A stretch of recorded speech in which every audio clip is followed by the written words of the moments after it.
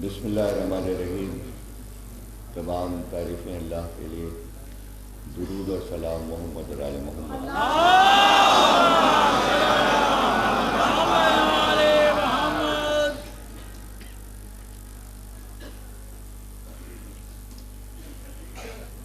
خمسہ مجالس کے سلسلے کی چوتھی تقریب درگاہ حضرت عباس میں لکھنؤ میں آپ حضرات سماعت فرما رہے ہیں۔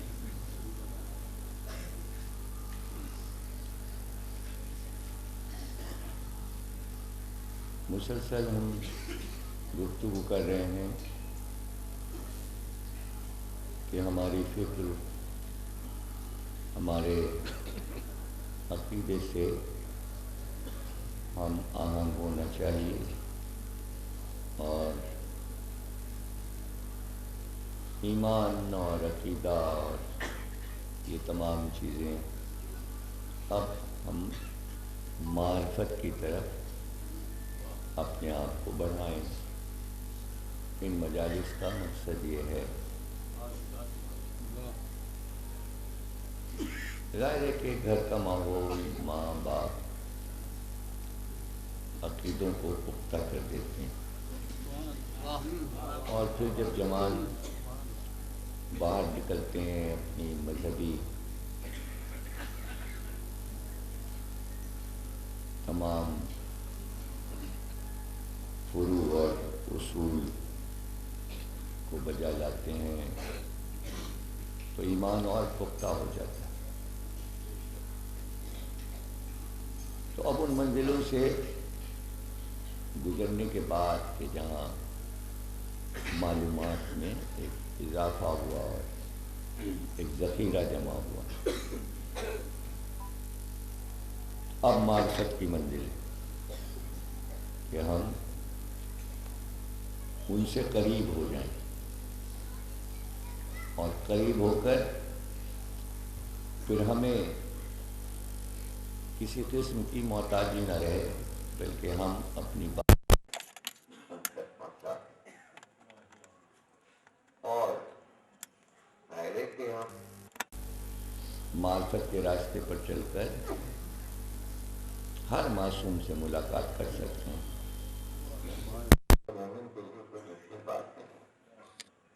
اس کو ہم یہ بات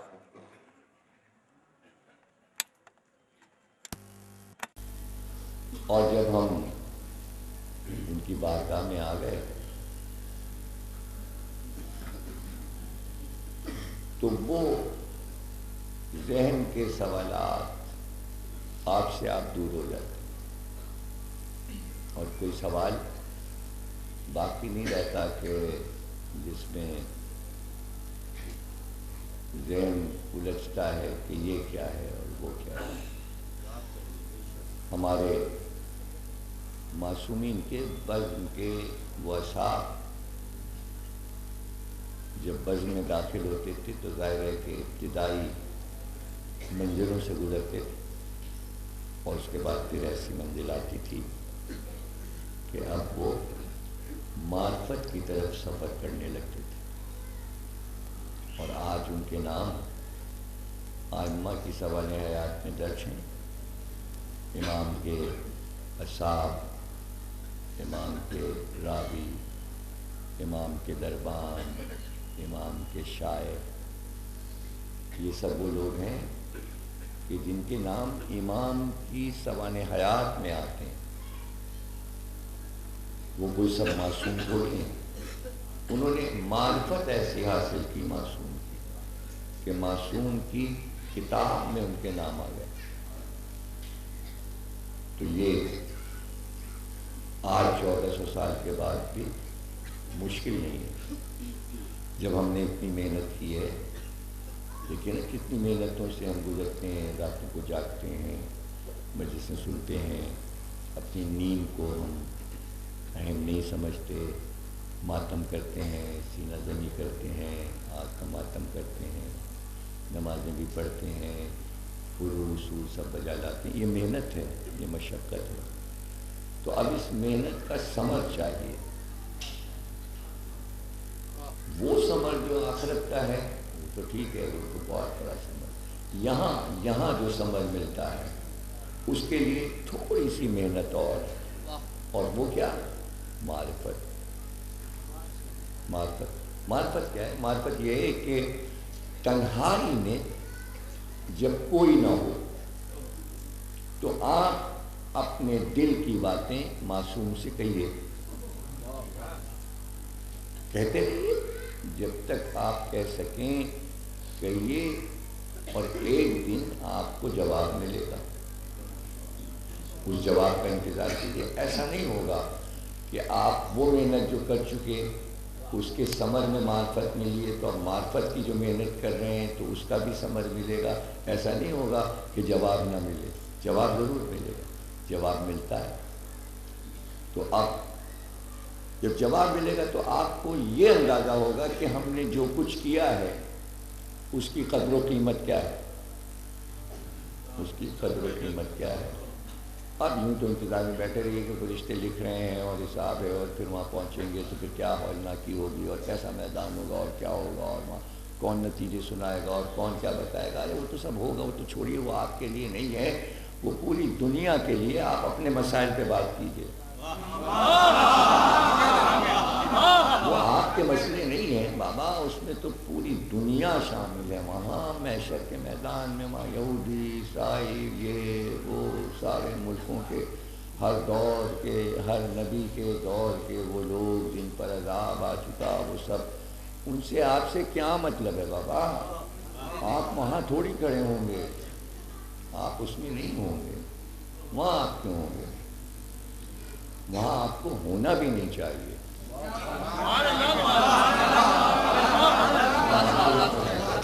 آپ کہیں اور ہوں گے تو کہیں اور ہوں گے میں بھی درجات ہیں، تو کیوں نہ ایسا ہم کر ہی لیں کہ وہاں کھڑے ہوں جہاں سلمان و ابو ذر کھڑے،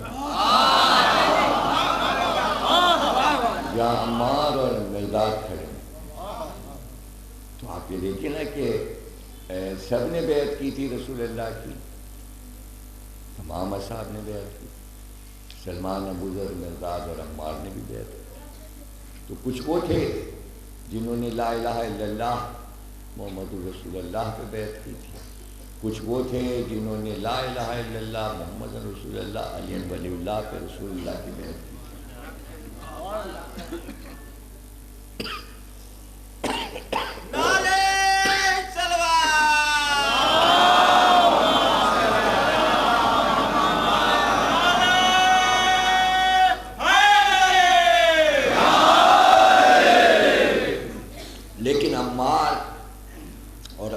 جیسے اصحاب نے جو بیعت کی تھی وہ بیعت بہت نرالی تھی،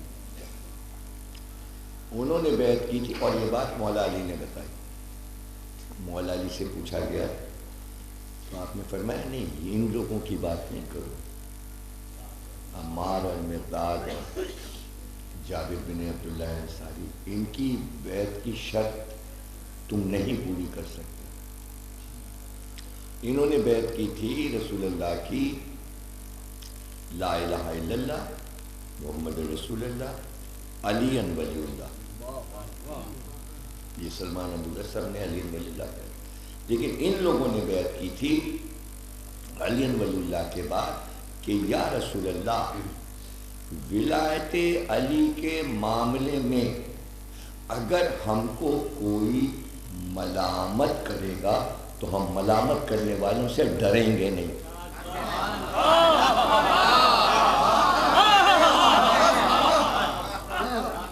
دیکھیے یہ مسئلہ عمار والا آپ کو آج درپیش ہے، یہی معاملہ آپ کو درپیش ہے، تو آپ نہ امت کے تمام لوگوں میں آ رہے ہیں، نہ سلمان و ابو ذر میں آ رہے ہیں، آپ تو عمار کے گروہ میں آ رہے ہیں، اس لیے کہ آپ کو ملامت کیا جا رہا ہے۔ آپ سے کہا جائے یہ کوئی ضروری نہیں ہے، اس سے کوئی دین پہ اثر نہیں پڑتا، کوئی مسئلہ نہیں ہے، دین ہے، ولایت علی وہ عقیدہ ہے، اور یہ کیا ہے؟ ملامت، یعنی آپ کے اوپر طنز ہو رہا ہے، جو عمار پہ ہو رہا تھا، جو مقداد پہ ہو رہا تھا، جو حذیفہ پہ ہو رہا تھا، جو جابر بن عبداللہ انصاری کے ملامت، لیکن انہوں نے کیا کیا؟ وہ اڑ گئے، وہ اپنی بات پہ جم گئے، وہ جم گئے، اور اس طرح جم گئے کہ عمار نے اپنی ڈیوٹی لگا لی کہ روز صبح کو اٹھ کے گھر سے سویرے نکل جاتے اور مدینے کے چوراہے پہ کھڑے ہو جاتے، اور وہی راستہ تھا کہ سب شار رخ سے آ رہے تھے اور جا رہے تھے، اور وہیں کھڑے ہو کے وہ جس کو بھی دور سے دیکھتے آواز دیتے، ٹھہرو ٹھہرو، یہاں ہو یہاں ہو۔ اگر کوئی نکل کے جانا بھی چاہتا تو دوڑ کے اس کا ہاتھ پکڑ لیتے، اور بس کہتے تھے ٹھیک ہے اپنے کام سے جا رہے ہو جاؤ، بھائی اتنا بتا دو غدیر خم یاد ہے؟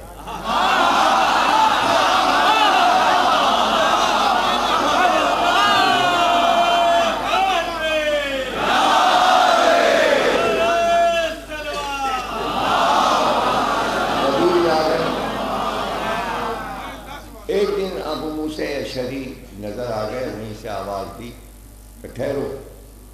وہ گھبراتے تھے عمار کی اس بات سے، تو وہ کہنے کہ عمار مجھے جانے دوں، میں بہت ضروری کام سے جا رہا ہوں۔ عمار قریب آ گئے، ہاتھ پکڑ لیا کہ جانے نہیں دیں گے۔ یہ بتاؤ غدیر کا واقعہ یاد ہے؟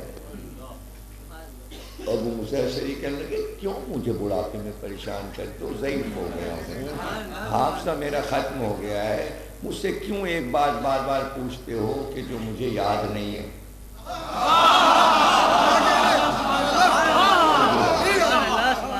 اب تو عمار نے پکڑ لیا، کہا کہ اب میں تم سے پوچھ کے رہوں گا اور تمہیں یاد دلا کے رہوں گا۔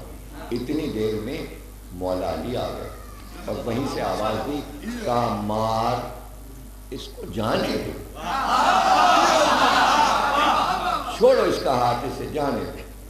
یہ پورا واقعہ آپ کو نہج البلاغہ کی شرح میں مل جائے گا۔ اس کو جانے دو، یہ ٹکڑا پورا نہیں۔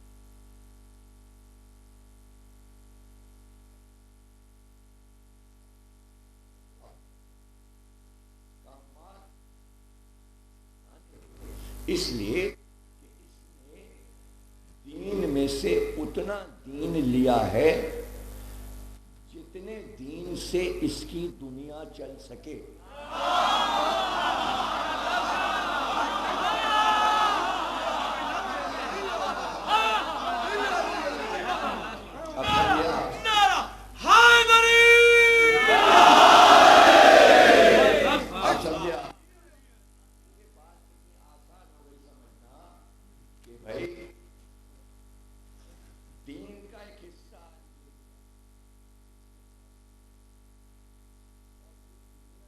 کارآمد حصہ نہیں تھا، اسے چھوڑ دیا۔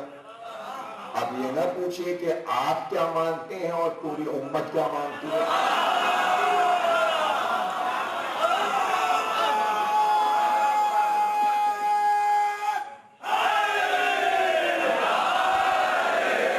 پوری امت کا، اب یہ پوری امت کو دنیا چلانا ہے، آپ کو دنیا کی پرواہ نہیں۔ ان کے لیے دنیا چلانے میں ولایت علی کارآمد نہیں۔ بھائی انہوں نے اگر ولایت علی کو لے لیا تو ان کی دنیا بیکار ہو جائے گی، اب پھر آ کے ساتھ بیٹھ جائیں گے۔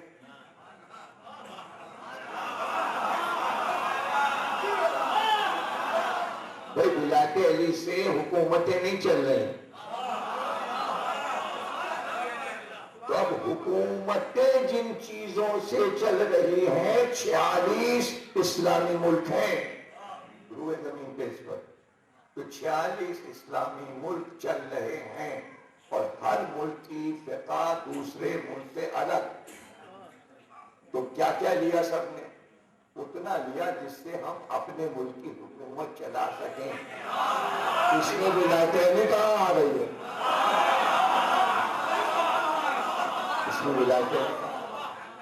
تو اب یہ طے ہو گیا کہ ایک دنیا کی حکومت ہے جس کو چلانے کے لیے اپنے مطلب کا دین چاہیے، اور ایک وہ حکومت ہے جسے ہم مانتے ہیں اور وہ دنیا والوں کی سمجھ میں نہیں آتی۔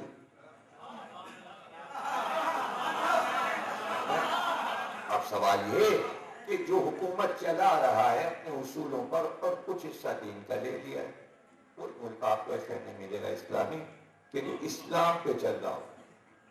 آدھا تیتر جی ہاں، انگریزوں کا نظام، عدالتی کچھ، کھانے کا کچھ، فوج کا کچھ، جمہوریت کا کچھ، اسمبلی کا کچھ، اس میں تھوڑا سا اسلام بھی ڈال دو،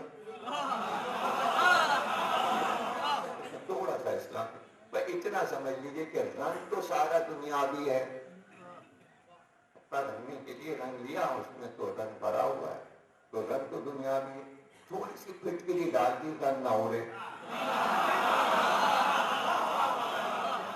تو پھٹکری کے برابر دین اس میں ڈال دیا تاکہ پڑھتا پڑا رہے، ہاں اسلام ہے، ہاں اسلام.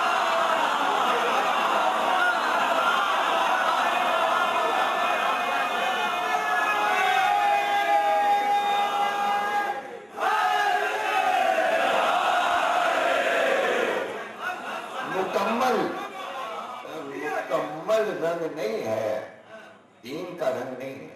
حالانکہ اللہ نے صاف صاف قرآن میں یہ بات کہی، صبغۃ اللہ، اللہ کا رنگ اختیار کرو. ظاہر ہے کہ کوئی اللہ سے کیا یہ پوچھے گا کہ تیرا رنگ کیا ہے؟ تیرا رنگ کیا ہے؟ رنگ تو بہت ہے. رنگوں کی پوری تھیوری کو اگر آپ دیکھیں تو کروڑوں رنگ ہیں اور دریافت ہوتے جا رہے ہیں.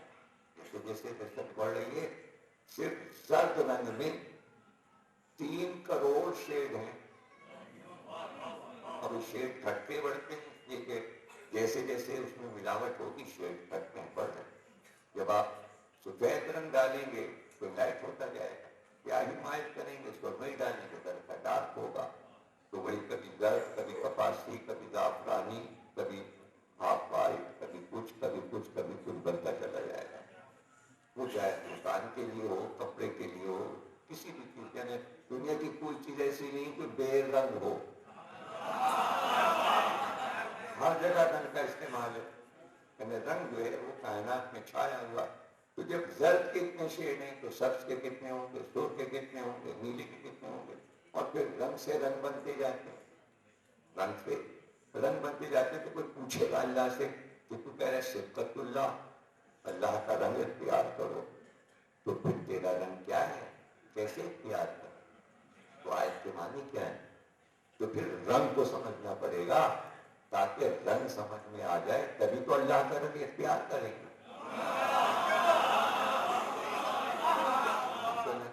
اچھا دیکھیے یہ آیت کیوں آئی؟ پہلے تو ہم یہ دیکھیں نا کہ اللہ یہ کہے کہ ہمارا رنگ اختیار کرو، اللہ کا رنگ اختیار کرو. آنے کی وجہ، اس کی وجہ یہ تھی کہ عیسائی مذہب میں یہ تھا کہ جب بچہ پیدا ہوتا ہے تو اس کو لے کر ماں باپ چرچ میں جاتے، اور جب وہاں جاتے تھے تو وہ بچے کے اوپر زعفرانی رنگ چھڑکتا تھا. تو اس کو کہتے تھے بپتسمہ. یعنی اس کو ہم نے عیسائی رنگ میں رنگ دیا. اب یہ مطلب میں مکمل تعمیل ہو گیا، رنگ میں داخل ہو. تو اللہ نے کہا کہ یہ اس طرح جو بچوں کو تم رنگ رہے ہو اس سے دین نہیں آتا. یہ جو دیر میں جا کے اپنے بچوں کو رنگوا رہے ہو، اللہ کا رنگ اختیار کرو. رنگ کا جواب اللہ نے رنگ سے دیا. رنگ کا جواب رنگ سے دیا کہ اللہ کا رنگ اختیار کرو. تو ظاہر ہے کہ میں نہیں جانتا کہ مسلمانوں نے رنگ کی کیا تشریح کی، لیکن میں جو سمجھ رہا ہوں وہ میں آپ کو بتاؤں کہ وہ رنگ کیا ہے کہ جو ہمیں اختیار ہے تو وہ کوئی پورا دین، لیکن اس کو ہم جب اس طرح دیکھیں گے تو اختیار کیسے کریں گے جب تک ہمیں معلوم نہ ہو، جب تک ہمیں پتہ نہ ہو. تو اللہ نے اسی دن کے لیے سمجھانے کے لیے بچوں کے کپڑے سفید بھیج دیے.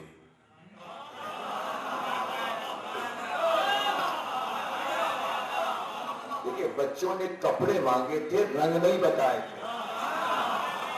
بچوں نے ماں سے یہ کہا تھا اماں ہمارے عید کے کپڑے کہاں ہیں؟ اماں ہمارے عید کے کپڑے کہاں ہیں؟ تو ماں نے کہا کہ درزی لے کے آئے گا، اور پھر عبادت میں مشغول ہو گئی۔ اور پھر کچھ دیر کے بعد پکارنے والے نے پکارا، بیوی نے پوچھا کون؟ کہا کہ حسنین کا درزی۔ تو اللہ نے کہہ دیا تھا رضوان جنت، یہ نہ کہنا کہ جنت کا رضوان ہوں، درزی کہنا، درزی۔ درزی کیوں کہنا؟ اس لیے کہ سیدہ کی زبان سے درزی نکلا ہے۔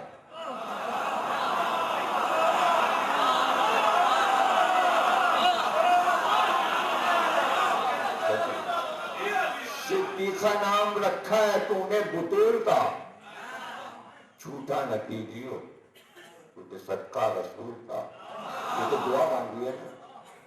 تو اب صدیقہ بی بی نے کہا درزی کپڑے لے کے آئے گا۔ سوال یہ ہے کہ اللہ نے بی بی کی صدیقیت کو سامنے رکھ کر رضوان سے یہ کہا کہ تو درزی بن کر جا، یا حقیقت میں وہ درزی ہے؟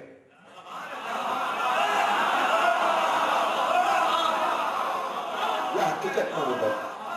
تو یہ ہم دیکھ لیں اور اس بات کو سمجھ لیں کہ بھئی بہت سے پیغمبر آئے اور انہوں نے تبلیغ کی اور ان کے اپنے نبوت کے کام تھے، لیکن حضرت آدم اور حضرت نوح کے درمیان ایک اور بہت بڑے پیغمبر آئے۔ ان کا نام تو ان کا اخنوخ ہے، الف سے نون واؤ پھر تھے، کیونکہ یہاں کے لیے بڑا مشکل ہے، تو اردو میں پڑھنا ہے وہ خیر ذرا مشکل سے نکالا۔ نون کی جگہ پر خیر کی جگہ آ جاتا ہے کھا، کھا کھا کھا کھا کھا کھا کھا کھا، کھا کو نہیں، کھا کو اردو پتا کی نہیں، یہ تو عربی کا خاص خے ہے جو اردو نے دیا، اخنوخ، لیکن نام ان کا پڑ گیا ادریس، تو اصل نام لوگ بھول گئے۔ ادریس اس لیے نام پڑا کہ پہلی درسگاہ انہوں نے بنائی، پہلا اسکول انہوں نے بنایا، تو انہوں نے درس دینا شروع کیا، انسانوں کو بٹھا دیا۔ درس میں لوگ کہتے ہیں انہوں نے پڑھانا لکھانا شروع، لکھنا سکھایا قلم سے اور پڑھنا سکھایا کتاب سے، اس لیے ان کا نام ہو گیا ادریس، یعنی درس دینے والا، درس دینے والا۔ تو اب جو ان کے اوپر صحیفہ اترا، یہ صحیفہ وہ ہے کہ جو ابجد سے شروع ہوتا ہے اور آنا ہونا بانا بونا تانا پینا پینا سے شروع ہو کے ختم ہو جاتا ہے۔ اس کا نام لوگوں نے بغدادی قاعدہ رکھ دیا، پتہ نہیں بغدادی قاعدہ کیوں اس کا نام ہو گیا، حالانکہ صحیفہ ادریس ہے، اور کوئی بچوں کو پڑھا کے پھر قرآن شروع کراتا ہے۔ پہلے تو رکھتے ہیں بچے جھوم کے آنا ہونا تانا یہ صحیفہ ادریس ہے، اور شروع ہوتا ہے ابجد حود بدی کلمن ثقل، اور زلزلہ کے ختم ہو جائے ابجد، تو یہ آداب سے شروع ہوتا ہے۔ ابجد یعنی الف کے دو، تین کے تین، چار کے چار، حود کے پانچ، واؤ کے چھ، ایک کے سات، ہے کہ 8، دو کے 9، یہ کے 10، کلمت کاف کے 20، لام کے 30، میم کے 40، نون کے 50، اس طرح زلزلہ یعنی ریم ایک مقام، 10 تک تو گنتی رہتی ہے، 1 سے 10 تک، اس کے بعد ابجد میں یہ ہوتا ہے کہ 20، 30، 40، 50، 60، 70، 80، 90، 1000، 100 پہ جا کے 1000 پہ ختم ہو جائے گی، اور اس میں زیرو کو نہیں جوڑی، گنتی جوڑی جائے اور اس سے عدد نکالے جائے۔ تو اس کو شروع کیا، یعنی ادریس چونکہ پوتے ہیں حضرت آدم میں، اس لیے ان پہ جو پہلی وحی اتر رہی اب جد، کیا مطلب ابو جد، باپ دادا، یعنی تمہیں نہ دادا کو بھولنا ہے نہ باپ کو. تو تیسری نسل ہے نا, تو ابلیس کے باپ اور آدم دادا. تو اب وہ یعنی پہلی تعلیم کا پہلا سبق ایجوکیشن کا کیا ہے؟ باپ اور دادا کا احترام. اگر یہ پہچان نہیں ہے تو ایجوکیشن کیسے آئے گی؟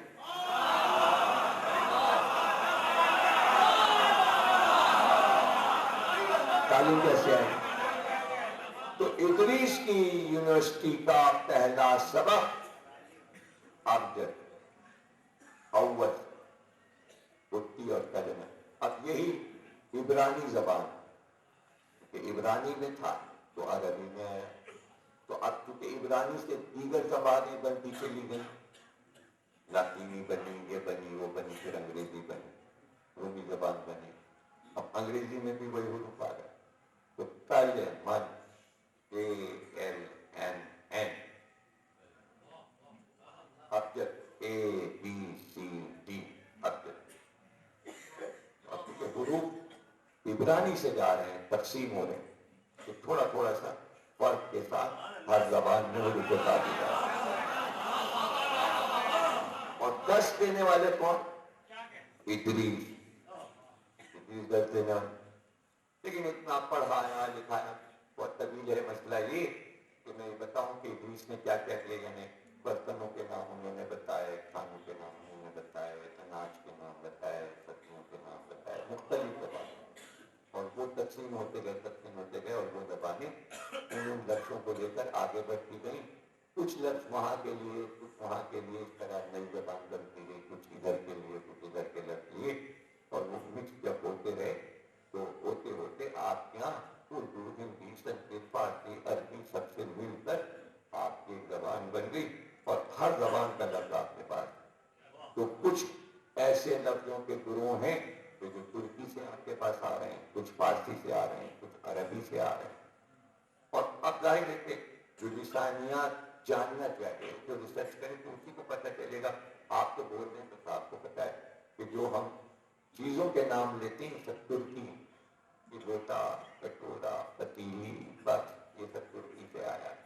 اسی طرح فارسی سے ہم نے بہت سے خوبصورت لفظ شعلہ, شبنم, اچھے لفظ اسی طرح عربی سے لے لیا. اس میں ہم نے ہندی سے کیا لیا؟ ہندی سے ہم نے لیا مصدر, یعنی مصدر سہارا بنایا ہم نے ہندی کو, ہندی زبان کو. فارسی سے لیا, عربی سے لیا, لفظ لیا, ترکی سے لیا, لیکن مصدر ہمارے پاس ہندی کے ہیں. مصدر وہ کہ جس میں نہ لگ جائے. آنا, جانا, کھانا, پینا, سونا, جاگنا, اٹھنا, بیٹھنا, یہ ہندی ہے. یہ ہندی ہے. تو اب اس طرح اردو میں چونکہ کئی زبانوں کے مخرج کو استعمال کیا. اب مخرج کیا ہے کہ کوئی لفظ یہاں سے نکلتا ہے, کوئی یہاں سے, حرف کوئی یہاں سے, کوئی یہاں سے, کوئی یہاں سے, کوئی یہاں سے, کوئی یہاں سے, کوئی یہاں سے.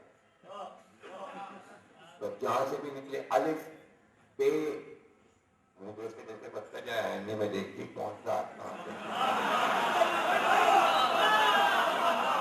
چونکہ یہ علم لسانیات, تو آپ خود پتہ لگا سکتے ہیں کہ کس حرف کے تلفظ میں کیا شکل بن گئی. اب ایسے اگر میں کہہ دوں تو آپ کو یقین نہیں آئے گا, لیکن آئینہ دیکھیں گے تو یقین آ جائے گا. مثلاً میں ایک پہلی بجھا دیتا ہوں, پہلی رات کو بجھائی جاتی, دن کو بجھائی نہیں آتی. دن کو بجھاؤ تو رات کا ہے نا, تو رات کو اللہ سے نہ ملے محمد سے مل جائے. لوگ کہیں گے شرک ہے. ارے پہلی ایسا شرک, میں کہہ رہا ہوں پہلی ہے. آپ بھول بتائیے, اللہ سے نہ ملے محمد سے مل جائے. اب چونکہ آپ کہیں گے آئینہ دیکھیں گے نہیں تو پتہ ہی. اب آئینہ دیکھیں تو پتہ چلے دونوں ہونٹ ہیں, کہا اللہ, دونوں الگ ہو گئے. جیسے کہ محمد,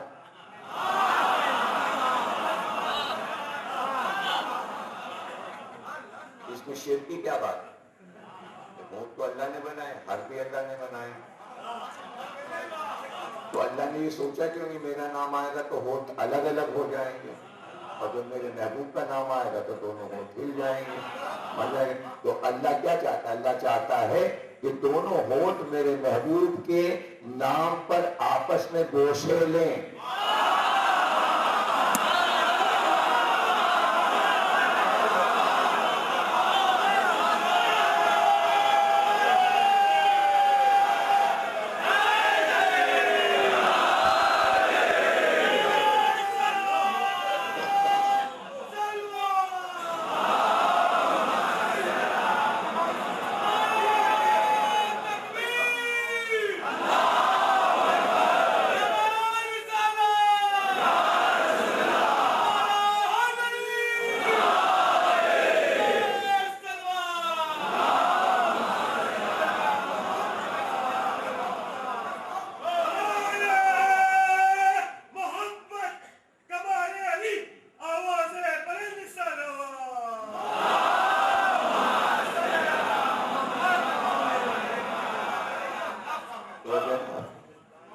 تو اب ظاہر ہے کہ ہر زبان کا حرف، تو کچھ حرف ایسے ہیں کہ جو پشتو میں ہیں،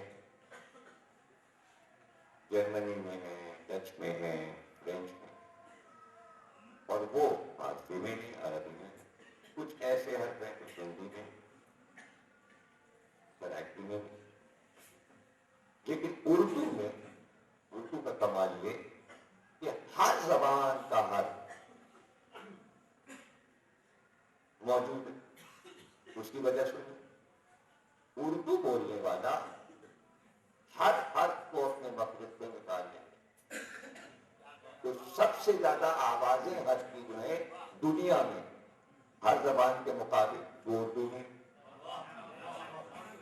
مثلا آپ کے پاس ٹے ہے جو ہندی میں تا ہے، وہ عربی کے پاس نہیں. آپ کے پاس ٹھا ہے، ٹھا ہے، یہ عربی میں نہیں، قرآن میں. آپ کے پاس چے ہے فارسی کا، عربی میں نہیں. اسی طرح کچھ فارسی میں نہیں، کچھ عربی میں نہیں، کچھ ترکی میں نہیں، کیونکہ آپ نے سب سے لیا. اس لیے آپ کسی بھی ملک میں جائیے، ہر ملک کی زبان آپ تلفظ صحیح بولیں گے، اس لیے کہ مخرج آپ کا صحیح ہے. اب یہ دوسری بات ہے کہ بچے اردو پڑھ نہیں پا رہے ہیں آپ کے اور لکھ نہیں پا رہے، لیکن بول تو رہے ہیں. اب یہ اس میں ذرا سی کوتاہی ہو گئی. چلیے کوئی بات نہیں، وہ ہندی میں ہو جائے اور لکھ کے پڑھ لیں. لیکن اس میں دقت ہے کہ زیر و زبر اور تلفظ ہندی میں ادا نہیں ہوتے.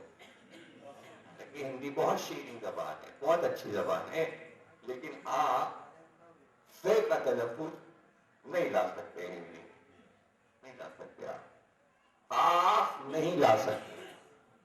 آپ نہیں ہے ہندی میں، آپ نہیں ہے، سے نہیں ہے.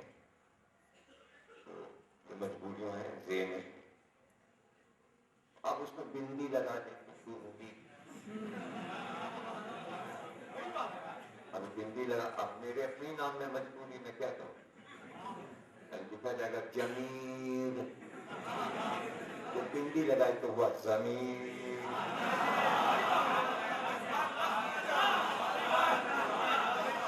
اگر وہ دوسرا حصہ ہو اس سے زیادہ خطرناک. آپ کو تار، اب بندی لگائی تا میں، بندی یعنی وہ نقطہ لگ رہا ہے، نقطہ.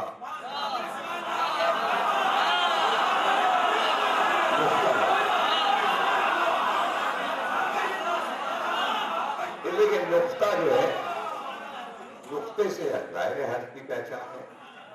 ایک الف بنایا تو الف ہے، اور اسی کو لٹا دیا تو لکیر ہو گئے. لیکن جیسے ہی نقطہ لگایا پہ ہو گیا. تو اب شکلیں ایک ہیں، اے اور تے کی شکل ایک ہے. نقطے نے اے سے الگ کیا تے کو، بے سے الگ کیا تے کو. نقطہ بڑھ رہا ہے، گھٹ رہا ہے، اور حرف کی پہچان بنتا چلا جا رہا ہے. تو علی نے نہیں کہا کہ میں فلاں حرف ہوں،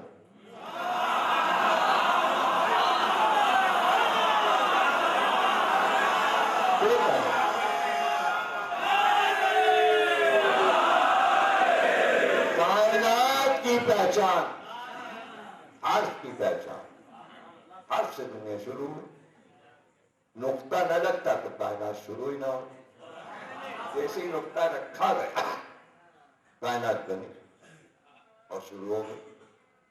بے، بسم اللہ الرحمن الرحیم، پہلے قرآن شروع ہوا بے سے، پھر بے، الحمدللہ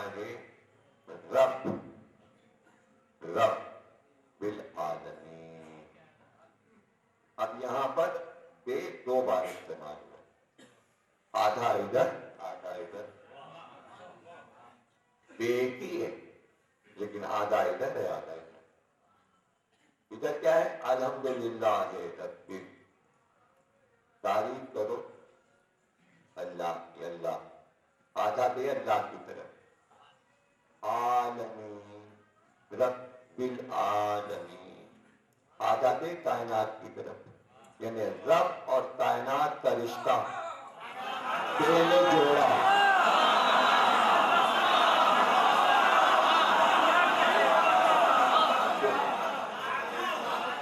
بے نے جوڑا رشتہ۔ تو اب یہ بے جو ہے جتنا عوام کی طرف ہے اتنا ہی اللہ کی طرف ہے۔ پڑھ کے دیکھ لیجئے، الحمدللہ رب، یہ آدھا بے اللہ کی طرف، بالعالمین آدھا بے عالمین کی طرف۔ تو عالمین اللہ سے کچھ نہیں لے سکتے بغیر بے کے۔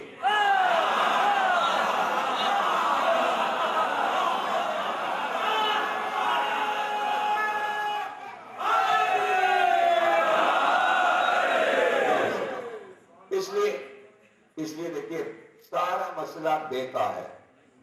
اور آپ دیکھ لیجیے کہ امت میں اور آپ میں کیا فرق ہے، آپ میں اور امت میں کیا فرق ہے۔ قرآن شروع ہوتا ہے بے سے، ختم ہوتا ہے سین پر، کہاں بے کہاں سین۔ اب جتنے بھی رشتے ہیں نبی کے گرد وہ دو طرح کے، یا بے سے شروع ہوتے ہیں یا سین سے شروع ہوتے ہیں۔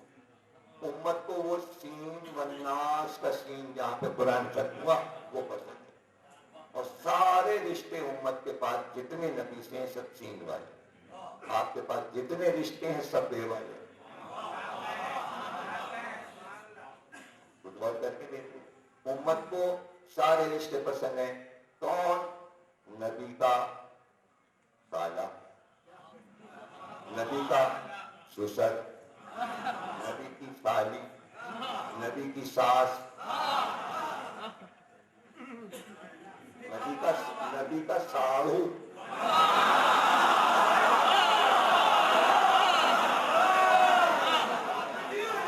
یہ سارے رشتے جو سین والے ہیں وہ امت کو پسند ہیں، اور انہیں سے رشتہ جوڑا۔ اب آپ کے پاس ہے نبی کے سارے رشتے بے سے، نبی کا بھائی علی، نبی کی بیٹی فاطمہ،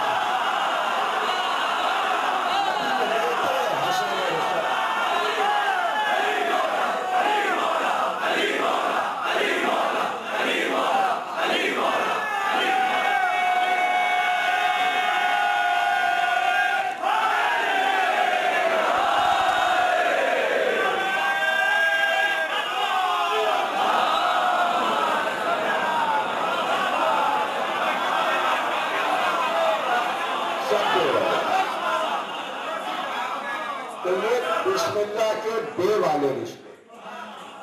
اب بے میں تو راز ہے، اگر میں مزید پڑھوں تو کبھی بچوں کو بتاؤں کہ میم میں کیا راز ہے، اے میں کیا راز ہے، اے میں کیا راز ہے۔ اس وقت میں بتا رہا ہوں آپ کو بے میں کیا راز ہے۔ میم کا بھی بہت ہی اہم مسئلہ ہے رموز کا، لیکن بے میں کیا ہے۔ آتی کہ بے، علی نے بتایا بے کا نقطہ، یہی حرف اللہ کے یہاں پسندیدہ شہزادی کے لیے بطول،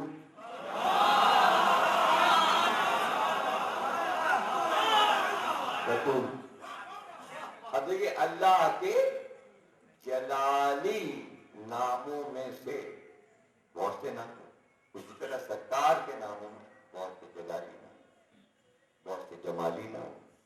مولا علی کے بہت سے جلالی نام ہیں، بہت سے جمالی. شہزادی کے بہت سے نام جلالی ہیں اور جلالی ہیں. وہ لفظ یہاں نہیں استعمال احتیاط.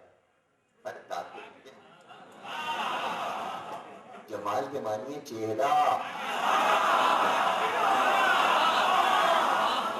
اللہ کے لیے جلال جمال ہے، نبی کے لیے جلال جمال ہے، علی کے لیے جلال جمال ہے، لیکن حد ادب آپ جو آئے شہزادی کے لیے تو بس جلال ہی جلال جلال.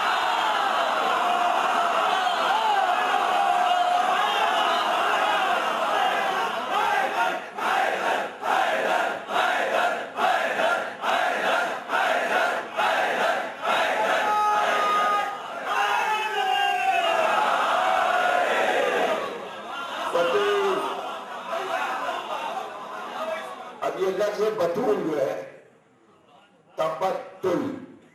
تبتل سے ہے بطول، اور سورہ مدثر میں یہ لفظ استعمال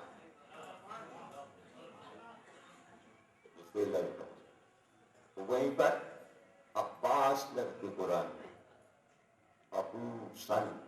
ابوس سے عباس، اور یہ دونوں لفظ جہاں پہ استعمال ہوئے محشر کے لیے استعمال. یوم ابوس یعنی عباس کا روز، یوم بطول یعنی محشر کا جلال. عباس کے نام میں بھی جلال، جناب بطول میں بھی جلال.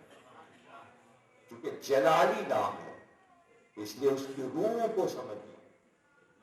اللہ قرآن میں جب قسمیں کھاتا ہے تو 4 طریقے سے کھاتا ہے. آپ کو قسمیں مل جائیں گی اور آپ بھی 4 طریقے ہی سے تقریباً کھاتے ہیں جو اللہ نے طریقہ خود اپنے لیے اختیار. اللہ جب قسم کھائے گا تو کہے گا باللہ، یا کہے گا باللہ، یا کہے گا واللہ، یا کہے گا للہ. آپ ہی کہتے ہیں للہ یہ کام کر دو، واللہ میں نے ایسا کہا تھا.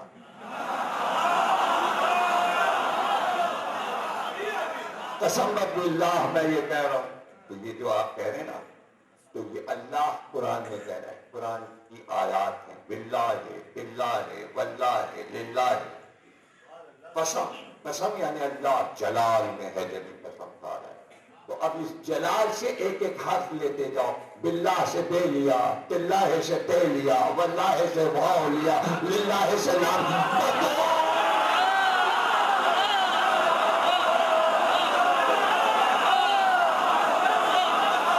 جلال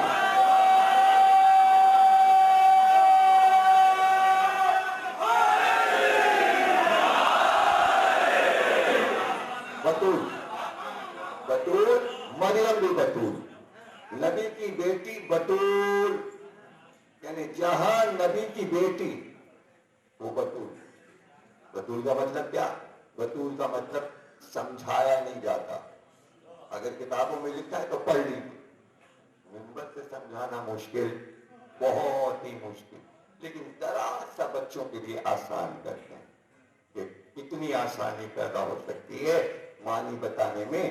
کہ اسما کہتی ہے کہ میں نے دیکھا کہ ظہر کے وقت حسن مشتبہ دنیا میں تشریف لائے.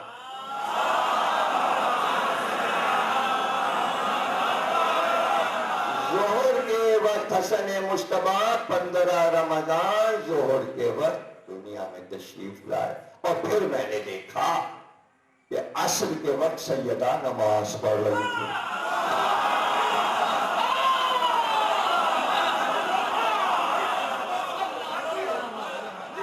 یعنی بطول ہے، بی بی بطول. اللہ اکبر. یہ ہے بطول کے معنی. دوسرے معنی لغت نے لکھے بطول کے معنی پیوند کاری. کاہے کی پیوند کاری؟ درخت کی پیوند کاری. درخت کی پیوند کاری یعنی جب ایک قدیم درخت مثلا آم کا پھل دیتے دیتے تھک جائے، بوڑھا ہو جائے، اب پھل نہیں آ رہا، پھل تھے شیریں، اب پھر کیسے لائے ہیں؟ تو اب ایک اچھے کلمی آم کی شاخ کاٹ کر اس پرانے درخت کی شاخ میں جوڑ لگا کر اس پہ مٹی لگا کے بوری سے رسی سے باندھ دیا۔ اب جب وہ جڑ گیا اور اس شاخ نے اس کے اثر کو لے لیا تو وہاں سے وہ شاخ کاٹ کر پھر باغ لگایا۔ اب جو درخت بڑھنا شروع ہوا تو ہوا چھتنار درخت، تو اس نے مزہ کلمی کا بھی لیا، اس قدیم کا بھی لیا، تو اب نیا پھل بنا۔ اس طرح آم سے آم بنایا جاتا ہے پیوند کاری کو، عربی میں اسے کہتے ہیں بطور، عربی میں کہتے ہیں بطور، یعنی نبوت کا چھتنار درخت فصلیں دیتے دیتے 1,00,000 فصلیں دے کے تھک گیا، اب پھل نہیں آ رہا تھا، اب پھل نہیں آ رہا تھا، تو ایک بار نبوت کے درخت میں ایک شاخ گملے سے لی گئی، اور وہ گملہ کہاں تھا؟ اگر جڑ بڑھ جائے تو گملہ چٹک جاتا ہے، گملے کی شاخ اٹھائی گئی تو گملہ چٹک گیا، ایسا چٹکا کہ اب تک نشان تھا۔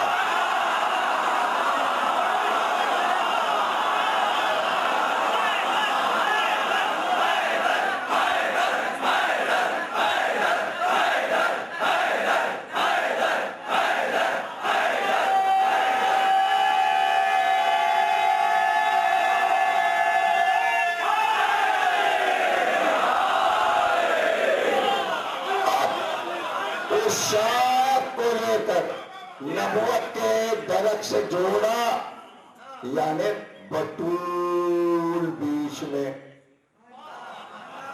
بطول بیچ میں، اب شاخ تھی امامت کی، درخت تھا نبوت کا۔ اب جو نیا درخت بنا، اب جو فصلیں آئیں تو حسن حسین،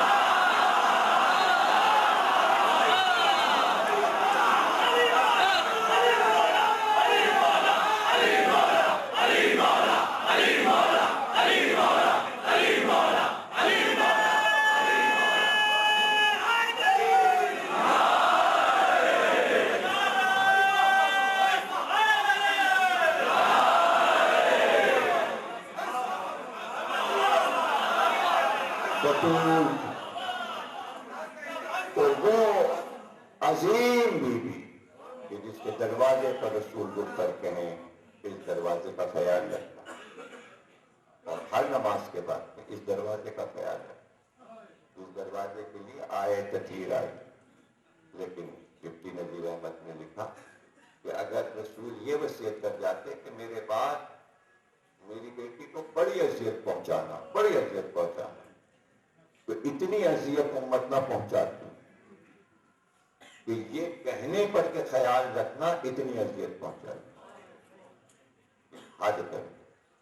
لیکن محبت کرنے والے ایک ایک چیز کو جاننا چاہتے ہیں۔ راوی کہتا ہے کہ میں طواف کر رہا تھا خانہ کعبہ کا، میں نے دیکھا کہ ایک بی بی خانہ کعبہ کے پردے کو پکڑے ہوئے نہایت فصاحت اور بلاغت سے دعائیں پڑھ رہی، تو میں رک گیا اور میں نے کہا بی بی آپ تو مدینے کی معلوم ہوتی ہیں، کہاں میں مدینے، کبھی بھی ایسا ہو سکتا ہے کہ ہم آپ سے کچھ بات کریں، ہم زمزم پر آپ کا انتظار کریں گے۔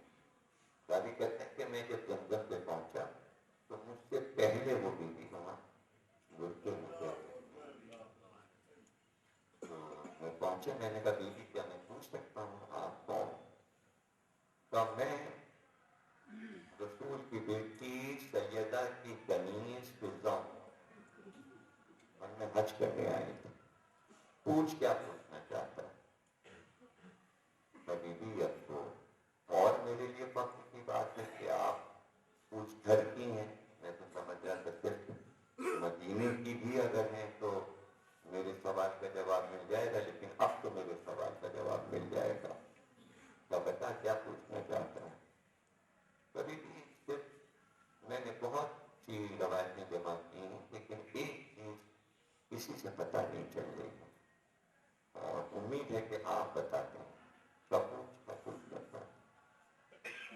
یہ بتائیے کہ جب شہزادی کونین نے بدر کا خطبہ دیا اور خطبہ دے چکے اور بے انتہا گریا ہو چکا اور اس کے بعد بیوی دربار سے نکلی ہیں تو دربار سے نکل کے کہاں گئیں؟ کیا سیدھی گھر گئیں؟ تو اب راوی کہتا ہے کہ جناب فضہ چیخ مار کے رونے لگے۔ جب گریا ان کا کم ہوا تو انہوں نے کہا تو نے میرے زخموں کو تازہ کر دیا اور میرے علاوہ کون تجھے یہ بات بتا سکتا ہے؟ اس لیے کہ اس وقت مہین شہزادی کے بازو کو پکڑے ہوئے دربار سے جب شہزادی نکلی تو ان کو سنبھال کر باہر مہی لے کر آئی اور تو پوچھتا ہے کہ دربار سے نکل کے کہاں گئی؟ تو سن کہاں گئی؟ دربار سے نکلتے ہی مجھ سے کہا مجھے بابا کی قبر پہ پہنچا دو۔ جیسے ہی رسول اللہ کی قبر آئی میری شہزادی نے اپنے آپ کو قبر پہ گرا دیا۔ کیا کہا؟ سن، جیسے ہی قبر پہ گری تو ایک بار آواز دی صبت علی الایام صبت علی الایام سرنا لیالیا۔ بابا آپ کے بعد مجھ پر اتنی مصیبتیں پڑی کہ اگر دنوں پر پڑتی تو سیاہ رات میں تبدیل ہو جاتی۔ رات رونا دن رونا، رات رونا دن رونا۔ اب بتانا شروع کیا فضہ نے، راوی رو بھی رہا ہے اور سن بھی رہا ہے۔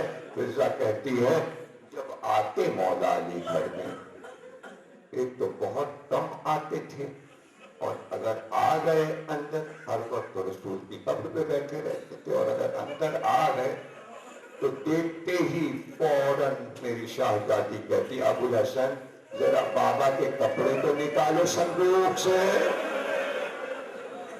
ذرا بابا کے کپڑے صندوق سے نکالو۔ مولا علی صندوق کھولتے، امامہ نکالتے، ابا نکالتے، چادر نکالتے اور جیسے جیسے کپڑے علی نکالتے جاتے بی بی اٹھا اٹھا کے اپنے چہرے پہ ڈالتی جاتی اور چیخ چیخ کے روتے روتے بے ہوش ہو جاتی۔ بابا کی خوشبو آ رہی ہے، بابا کی خوشبو آ رہی ہے، مجھے بابا کی خوشبو آ رہی ہے ابو الحسن۔ یہی وجہ تھی کہ سکینہ نے اپنے بابا سے کہا بابا رات کو آپ کہاں رہیں گے؟ کہا ہم جنگل میں رہیں گے۔ کہا بابا میں آپ کی خوشبو سونگتی ہوں مقتل میں آؤں، میں مقتل میں آؤں۔ میں تو جب آپ کی خوشبو پاتی ہوں تو مجھے نیند آتی ہے، آپ کی بو پاتی ہوں بابا تو نیند آتی ہے بابا، یعنی آپ کی خوشبو سے مجھے نیند آتی ہے۔ ایک بیٹی وہ مدینے میں اور ایک بیٹی یہ کربلا میں، لیکن سیدہ بی بی آپ تو ایسی بیٹی تھی کہ وہیں مدینے میں رہی، وہیں روئی، وہیں ماتم کیا اور وہیں آپ کی قبر بن گئی۔ یہ بیٹی تو عجیب ہے، جلتا خیمہ، صحرا، مکہ، کوفے کا بازار، شام کا بازار، شام کا قید خانہ، اس چھوٹی سی عمر میں سکینہ کہاں کہاں، سکینہ کہاں کہاں۔ عربی قریب ہے، اللہ سب کو زیارت کرائے۔ چہلم کرنے والے شام پہنچ چکے، بڑے خوش قسمت ہیں جو شہزادی زینب کے مزار پر چہلم کریں گے، سکینہ بی بی کے مزار پہ چہلم کریں گے۔ اللہ اکبر۔ آپ نے دیکھا سکینہ بی بی کا وہ روضہ، کہتے ہیں وہ تہخانہ تھا، تہخانہ جو قید خانہ تھا وہ نشیب میں تھا، وہ نشیب میں تھا۔ آیت اللہ زنجانی لکھتے ہیں کہ صلاح الدین ایوبی کے زمانے میں آج سے 700 برس پہلے ایک عالم شرف الدین تھے شام میں، ان کے خواب میں جناب سکینہ آئی اور آ کر کہا ارے تم سید ہو، تم عالم وقت ہو، تمہیں پتا ہے بادشاہ نے جو نہر کھدوائی ہے اس کا پانی بہتا ہوا سکینہ کی قبر تک آ گیا ہے، میری قبر پانی میں ڈوب رہی ہے، کچھ کو وہاں سے نکالو۔ شریف الدین کہتے ہیں میری آنکھ کھلی، میں وہاں پہنچا اندھیرے زندہ میں۔ اب جو میں نے دیکھا تو پانی آ رہا تھا، قبر کے قریب پانی آ رہا تھا۔ میں پریشان ہو گیا۔ میں نے گھر کی عورتوں سے کہا، اپنی بیوی سے کہا، بیٹیوں سے کہا کیا کروں؟ سب نے کہا وہی کرو جو سکینہ نے حکم دیا ہے، کتاب کا نام بتا دیا، راوی کا نام بتا دیا۔ شریف الدین عالم ہے، مجتہد ہے اور شام کے مجتہد ہے۔ وہ کہتے ہیں میں نے اپنے گھر کی عورتوں کو تیار کیا کہ میرے ساتھ چلو۔ میں نے اپنے گھر کی عورتوں کو، شہدانیوں کو پھاوڑے دیے، کدالیں دی اور کہا جاؤ آہستہ آہستہ سکینہ بی بی کی قبر کی اینٹوں کو ہٹاؤ، اور جب لاش نظر آ جائے تو لاش کو اٹھانا۔ میں دوسری جگہ قبر بناؤں گا بلندی پر، تم اپنے ہاتھ پر سردانیوں ہو، تم اپنے ہاتھ پر اس ننھی شہزادی کی لاش لا کر رکھ دینا، پھر تم ہٹ جانا اور قبر کو ہم ڈھال دیں گے۔ ہاں میں سید کو ہوں، لیکن حسین کی بیٹی کے سامنے میں جا نہیں سکتا۔ آخری دو جملے سن لیجیے، تقریر ختم ہو گئی۔ بار بار بی بی کا ذکر چہلم تک ہوگا، بار بار سکینہ بی بی کا ذکر کروں گا۔ ایک بار شریف الدین کہتے ہیں اندر خواتین تھی، اندھیرے زندہ میں گریا کا شور اٹھا، ایسا لگتا تھا کہ عورتیں رو رو کر مر جائیں گی، عورتیں رو رو کے مر جائیں گی۔ اتنی آفت، اتنا کوہرام، اتنا قیامت کہ میری آواز بھی نہیں پہنچے گی۔ پھر میں نے اپنی بیٹی کو آواز دی، اپنی زوجہ کچھ بتاؤ تو ہوا کیا؟ تو میری زوجہ آئی اور اس نے آ کر کہا کیا بتاؤں، بڑا گریا ہے۔ جب ہم نے سکینہ بی بی کی لاش کو نکالا اور نکال کے اپنے زانوں پہ لے کر بیٹھے تو ہم نے یہ دیکھا کہ سکینہ بی بی کا کرتا جو